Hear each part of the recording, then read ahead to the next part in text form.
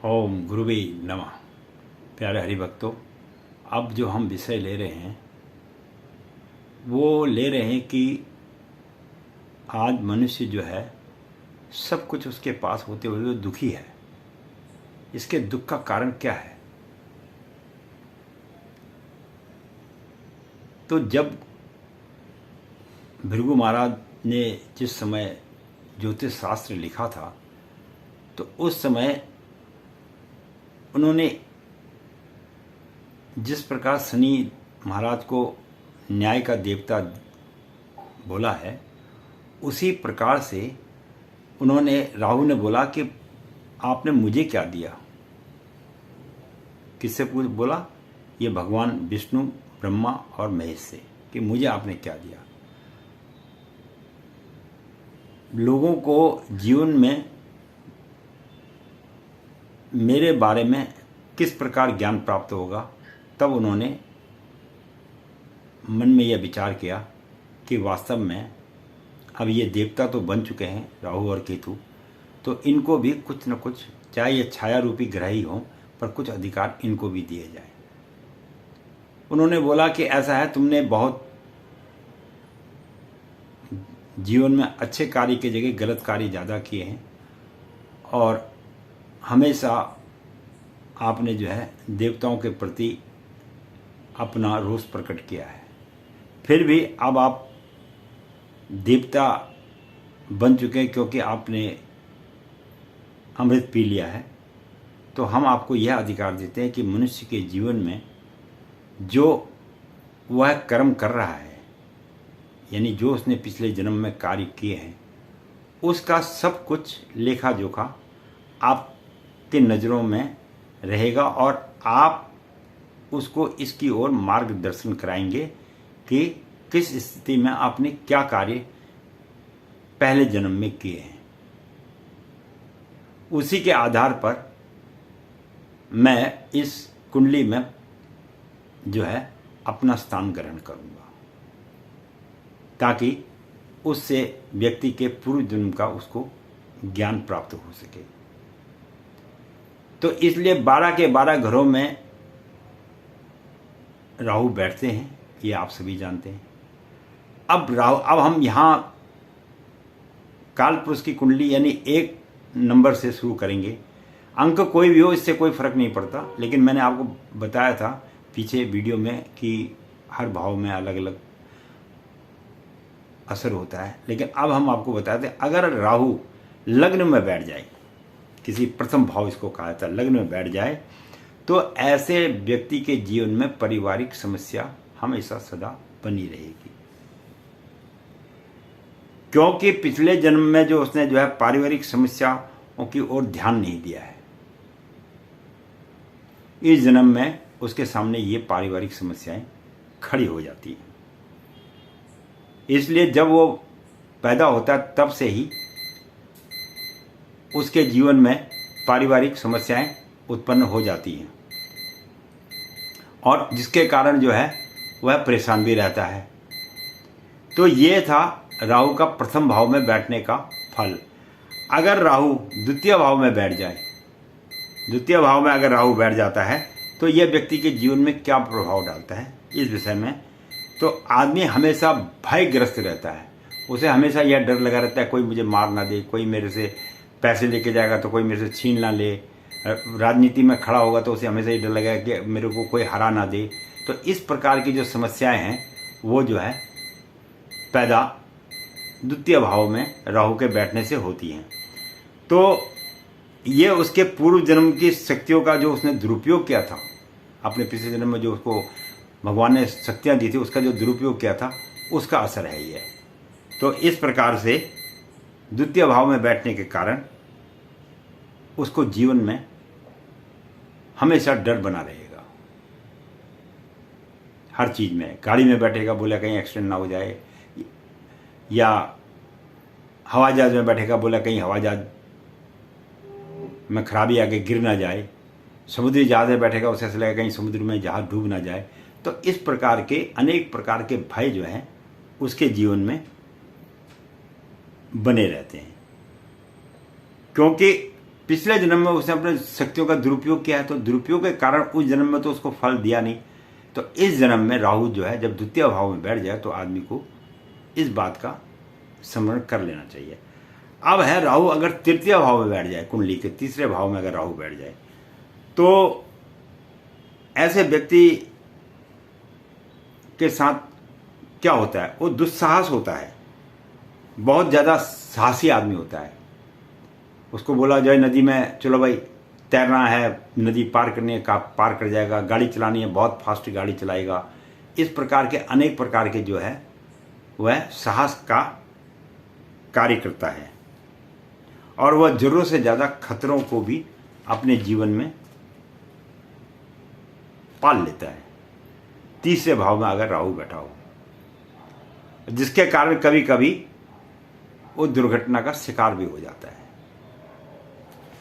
ऐसा क्यों होता है? क्योंकि उसने पूर्व जन्म में निडरता के साथ कार्य किया है, तो इस जन्म में उसको वो डर उसका समाप्त हो जाता है। अब हम आएंगे चतुर्थ भाव में अगर राहु बैठ जाए तो यह व्यक्ति के जीवन में क्या प्रभाव डालता है चौथे भाव में बैठने के बाद। तो ऐसा व्यक्ति लाख प्रयास भी कर ले, जितना मर्जी उतना कोशिश कर ले, पैसों का, परिवार का नाम और यश आदि में लाभ नहीं मिल पाता है। जिसके चतुर्थ भाव में राहु बैठा हो उसे यश आदि की प्राप्ति कम होती है, पैसों का भी उसको थोड़ा सा जीवन में दुख रहता है। तो ऐसे व्यक्ति जो पूर्व जन्म में केवल उन्होंने क्या किया, उन्होंने लोगों को दुख दिया है, तो उस दुख को सहने के लिए उसने जो है इस जन्म में आके उन दुखों का निवारण करने के लिए जो है जन्म लिया है। तो ये हमें चतुर्थ भाव से राहु के बैठने पर कुंडली में इस प्रकार के भाव का अंदाजा लगा लेना चाहिए। और ये पिछले जन्म में लोगों को दुख दे के ही आगे बढ़े हैं। कई लोग होते हैं जो दूसरों को दुख दे के आगे बढ़ जाते हैं, तो उनकी कुंडली में अगले जन्म में इस प्रकार के योग बन जाते हैं। और ज़्यादातर मामले में जिसके चतुर्थ भाव में राहु होता है वह आदमी इस जन्म में दुखी रहता है। अब हम बात करेंगे पंचम भाव में अगर राहु बैठ जाए तो क्या व्यक्ति के जीवन में वह प्रभाव डालता है। तो पंचम भाव में जिस व्यक्ति का राहु होता है, अकेला राहु बैठा हो, तो ऐसे व्यक्ति की संतान कम होती है, संतान के प्रति उसे दुख मिलता है। और अगर हो भी जाए संतान, तो संतान की ओर से उसको पीड़ा मिलेगी, मतलब वो बाहर से क्लेश करके हमेशा घर में घुसेगा, ताकि पिता जो है उसका माता पिता दुखी रहे। क्योंकि इन्होंने पूर्व जन्म में अपने माता पिता का सम्मान नहीं किया होता है, इसलिए कहते हैं ना माता पिता का सम्मान करना चाहिए। तो जिन्होंने माता पिता का सम्मान नहीं किया होता उनके साथ इस प्रकार की घटना इस जन्म में होती है। और ये तो मूर्ख आदमी ही होगा इस पृथ्वी पर जो ये कहता है कि पुनर्जन्म नहीं होता है, क्योंकि हमारे यहाँ पर कुछ ऐसे बुद्धिजीवी हैं जो भ्रम फैलाने में माहिर है। जैसे कोई बोलेगा पृथ्वी के टुकड़े हो जाएंगे, कोई बोलेगा बस पृथ्वी पर अब कोई मानव नहीं बचेगा। ये सब गलत बात है। अगर मानव ही ना बचते तो हमें अपने पूर्वजों के विषय में ज्ञान कैसे प्राप्त होता। पृथ्वी का कभी नाश नहीं हो सकता, क्योंकि भगवान ने हर आदमी को किसी न किसी उद्देश्य से भेजा है, और जब उसका उद्देश्य पूरा हो जाता है तो वह उसको बुला भी लेता है। आप लाख यत्न कर लीजिए, अच्छे से अच्छे हॉस्पिटल में उसको भर्ती कर दीजिए, वो अपने प्राण नहीं बचा पाता। अगर किसी आदमी में यंग है, घूमने फिरने जा रहा है, तो आकाश से ऐसी बिजली गिरती है कि आप तो देखते ही हैं कि उसके सर पे बिजली गिर के उसकी मृत्यु हो जाती है। तो ये क्या है, हर व्यक्ति की मृत्यु ऊपर वाला जब जन्म देता है तो मृत्यु भी उसकी निश्चित कर देता है। इस पे ना कोई साइंस काम करती है और ना ही कोई अन्य चीज। हाँ, अगर उसके अंदर में थोड़ी बहुत भगवान के प्रति भक्ति है तो कष्ट थोड़ा बहुत कम हो जाता है, संपूर्ण कष्ट कम नहीं होता है। अब हम बात करेंगे कि छठे घर में अगर राहु बैठा हो तो ये व्यक्ति के जीवन में क्या प्रभाव डालता है। थोड़ी वीडियो लंबी होगी, लेकिन प्रत्येक व्यक्ति के विषय में बताना भी अनिवार्य होता है। अगर छठे भाव में किसी व्यक्ति का राहु होता है तो वह बहुत संपन्न व्यक्ति होता है इस जन्म में, और बहुत धनवान भी होता है, क्योंकि ऐसे व्यक्तियों ने पूर्व जन्म में काफी दान धर्म पुण्य आदि किया हुआ होता है, इसलिए उनको इस जन्म में धन की कमी नहीं पड़ती। कहते हैं ना, पूर्व जन्म में किए हुए इस जन्म में जो आप कार्य करेंगे इसका फल आपको आगे मिलेगा। जो आपने पूर्व जन्म में कर्म किए हैं उसका फल आपको यहां मिल रहा है। बहुत दुनिया में व्यक्ति मैंने देखे हैं जिनके पास करोड़ों रुपया होने के बावजूद भी जीरो हो गया, और ऐसे व्यक्ति भी देखे जिनको शाम को खाने के लिए रोटी नहीं होती थी, वो धन्नाढ़ सेठ बन के ऐशो आराम की जिंदगी गुजार रहे। तो ये जो है छठे भाव में राहु का प्रभाव व्यक्ति के जीवन में आता है। तो जो दान पुण्य दान पुण्य धन आदि जो भी कुछ करता है उसका उसको फल मिलता है। इसीलिए कहते हैं दान पुण्य करते रहना चाहिए। ये मैं नहीं कहता कि आप अपनी संपत्ति लुटा दो दान पुण्य में, नहीं, पर अगर आपसे यथासंभव जो दान पुण्य हो सकता है वो जीवन में करने की कोशिश करें। बाकी संपूर्ण अपनी संपत्ति लुटा के दान करने के लिए मैं कभी न कहता हूं न कहूंगा।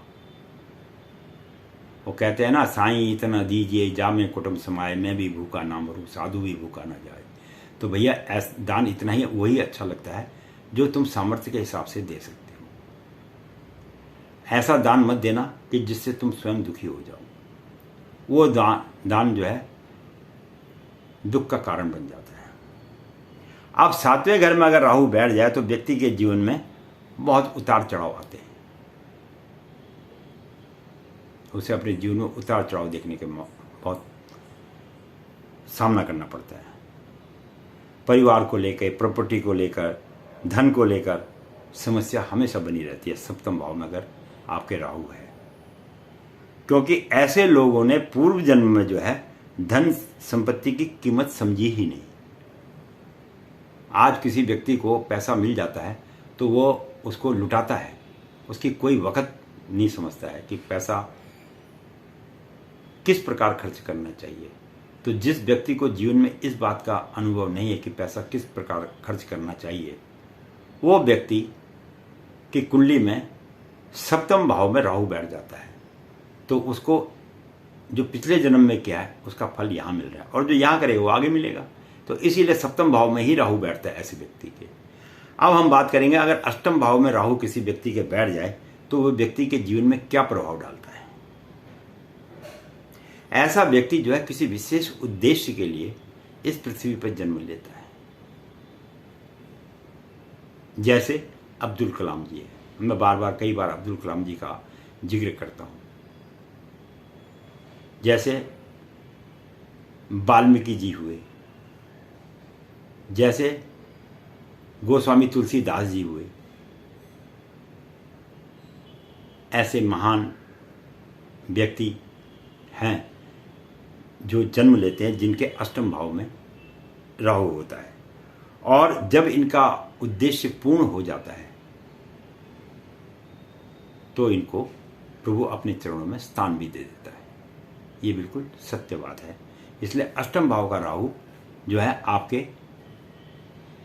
पूर्व जन्म में जो कार्य अधूरे रह गए थे उन कार्यों को पूर्ण करने के लिए आपको पृथ्वी पर भेजता है। अब हम बात करेंगे नवम भाव में राहु हो तो क्या होता है। तो ऐसा व्यक्ति जिसके नवम भाव में राहु होता है वो आदमी धर्म भ्रष्ट होता है। उसकी प्रकृति असुर टाइप की होती है। उसे दान पुण्य मंदिर आदि से जो है पैसे वगैरह चुराने का, इस प्रकार का जो है आदत पड़ जाती है। और उसने पूर्व जन्म में ऐसे ही कर्म किए थे जिसकी वजह से उसका इस जन्म में धर्म की ओर नहीं जाता है। प्रभु कहता है कि तू इस लायक नहीं है, तूने इस जन्म में जो कार्य गलत किए हैं वो तो किए ही हैं, अब जहाँ तू जन्म लेगा, जो इस जन्म में जन्म लेके आया है, तो उसको भी प्रभु ऐसे ही रखता है ताकि जो पाप उसने वहाँ पर किए हैं उसका कुछ तो कष्ट अब भुगते, और जो कष्ट वो नहीं भोग पाएगा वो अगला जन्म जब लेगा तो फिर उसको पूर्ण करेगा। तो ऐसे व्यक्ति के साथ उसका भाग्य भी नहीं चलता है। और ये इस टाइप का जो व्यक्ति होता है ये एक समाज के लिए भी बहुत समस्या उत्पन्न करता है। कई लोग होते हैं जो समाज के लिए, देश के लिए समस्या उत्पन्न करते हैं, वो वही लोग होते हैं जिनके नवम भाव में राहु बैठा होता है। और अगर आपको इस बात का यकीन नहीं होता है तो आप किसी ऐसे क्रूर व्यक्ति को देखिए जिससे लोग परेशान हैं, उसके नवम भाव में 100% राहु बैठा होगा। ये बिल्कुल सत्य बात है।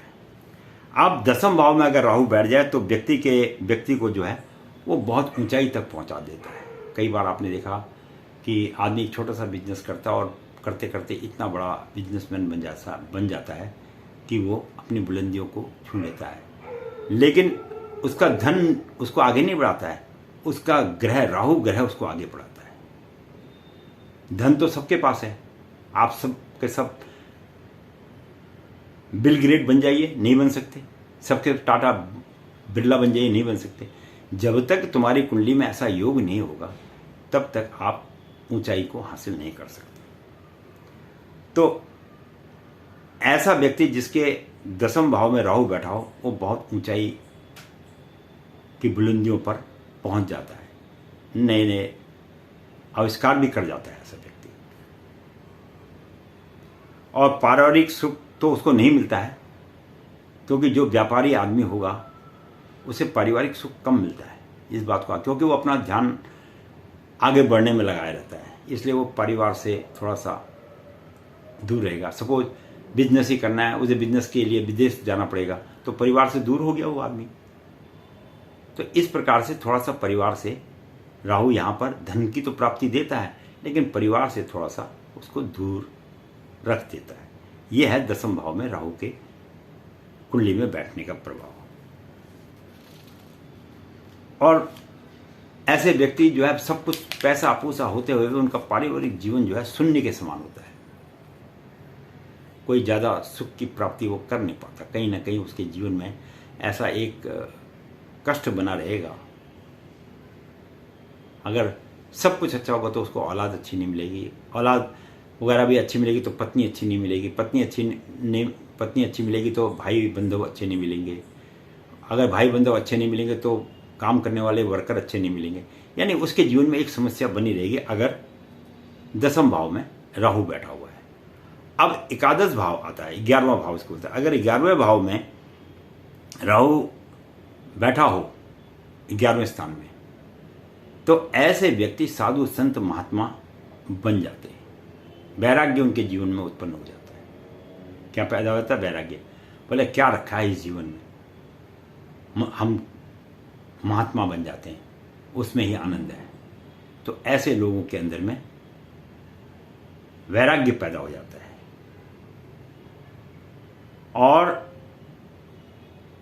उसको दुनिया में आकर कष्ट भी उठाना पड़ेगा। जो वैराग्य होगा तो कष्ट तो उठाना पड़ेगा, स्वयं अपने कपड़े धोने पड़ेंगे, उसको अपने भोजन की व्यवस्था कभी करनी पड़ेगी, खाना भी बनाना पड़ेगा, क्योंकि जब तक मनुष्य जीवन में संघर्ष नहीं करता तब तक वो अपने भोजन की प्राप्ति कर नहीं सकता है। ये तो अटल सत्य है।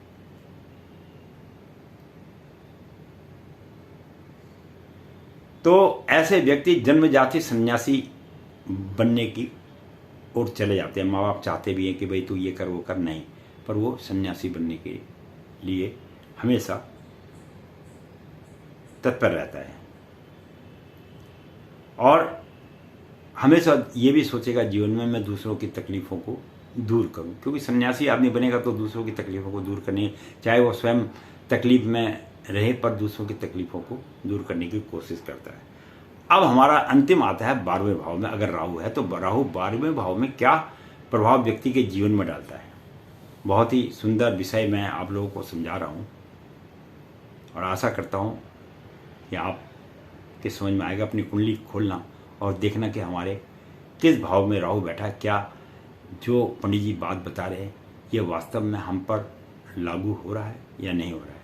अगर नहीं हो रहा है तो इसका मतलब ये है कि आप ये समझिए कि आपकी जन्म पत्री ठीक बनी हुई नहीं है।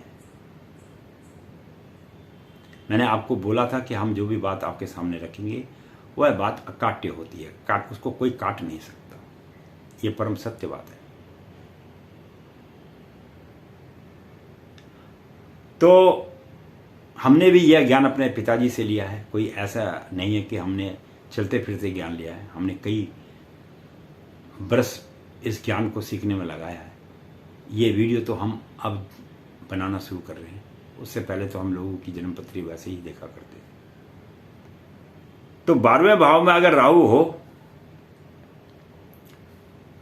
तो ऐसा व्यक्ति जिसके 12वें भाव में राहु बैठा होता है वो व्यक्ति को कुमार्ग की ओर ले जाता है, पर नारी की ओर ले जाता है। यानी दूसरी स्त्रियां उसको बहुत सुंदर नजर आएंगी, अपनी स्त्री होते हुए भी अपनी स्त्री की ओर ज्यादा आकर्षित नहीं होगा।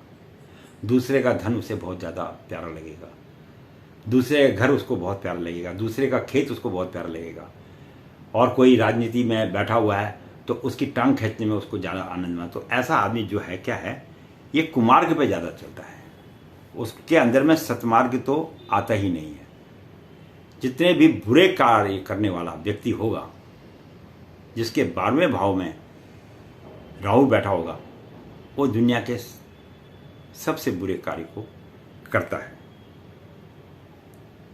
और ये जो उसके अंदर प्रवृत्ति होती है ये बचपन से ही होती है। आपने देखा होगा कई बच्चे बचपन में भी स्कूल में भी जाते हैं, कहीं जाते हैं तो उनके अंदर क्या होता है, दूसरे बच्चे को वो तंग करते हैं। वो बच्चा शांत भी बैठा है तो उसको ज़बरदस्ती तंग करेंगे। कोई आदमी बच्चा पढ़ने वाला है, वो पढ़ने जा तो कहेगा नहीं पढ़ाई छोड़, मेरे साथ पिक्चर देखने चलो, मेरे साथ फलानी जगह चलो, तो या मेरे साथ घूमने चलो। तो इस प्रकार की प्रवृत्ति, कुमार्ग पे ले जाने की प्रवृत्ति जिसके 12वें घर में राहु होता है वो ले जाता है। हाँ, इसके साथ एक बात मैं आपको और आज बता रहा हूं, अगर अकेला राहु बैठा हो तो ये नियम लागू होता है। अगर उसके साथ अन्य ग्रह बैठे हों तो अन्य ग्रह कहीं ना कहीं उसको उस मार्ग में भटकने से बचा लेते हैं। ये अकेले ग्रह बैठने का मैंने आपको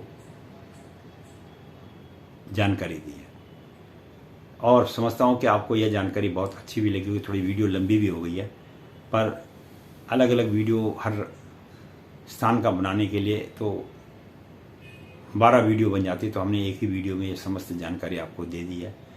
और लगता है कि आपको बहुत आनंद भी आया होगा और जीवन में समझने का मौका भी मिलेगा।